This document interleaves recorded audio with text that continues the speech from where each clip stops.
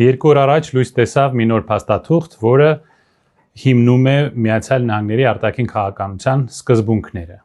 այսպես կոչված National Security Strategy, ազգային անվտանգության ռազմավարության փաստաթուղթ, այսինքն ինչպես է Միացյալ Նահանգները տեսնելու իր դերը աշխարհում եւ իր արտաքին քաղաքականությունը։ Ցավոք սրտի մեր գրանտակեր ընկերների համար այնտեղ բավականին վատ լուրեր են այն մարդկանց համար, ովքեր արտասահմանից փող են ստանում իրենց ժողովուրդը ծախելու համար, բայց շատ լավ լուրեր աշխարհի համար։ Միացյալ Նահանգները հրաժարվում է հեգեմոնիայից, այսինքն գերիշխելու իր քաղաքականությունից ամբողջ աշխարհում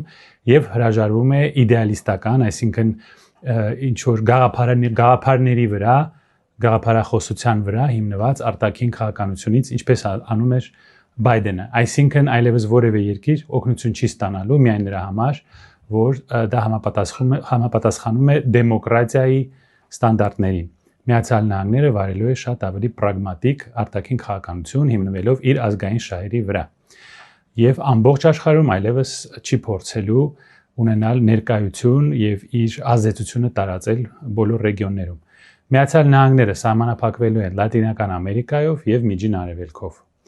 Հարավային Կովկասում Միացյալ Նահանգները երբեք չի տեսել ստրատեգիական ինչ-որ շահեր եւ հիմա ել ավելի պակաս կտեսնի իր դերը այստեղ։ Այսինքն այն մարդիկ, ովքեր մեզ խոսք էին տալիս, որ Միացյալ Նահանգները մեզ օգնելու է կամ երաշխավորելու է մեր անվտանգությունը կամ խաղաղությունը, մեկ անգամ եւս սխալ դուրս եկան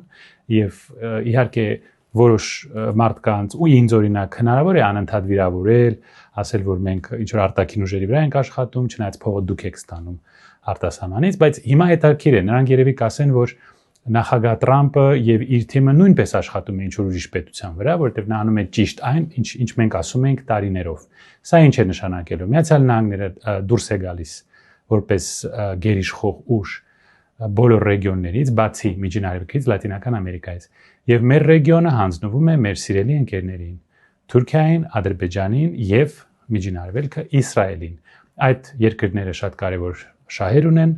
համատեղ դաշինքներ ունեն, իսկ մենք այդ դաշինքում չկանք։ Դե դրա վերջը ինչ է լինելու, երևի դժվար չէ կանխագուշակել։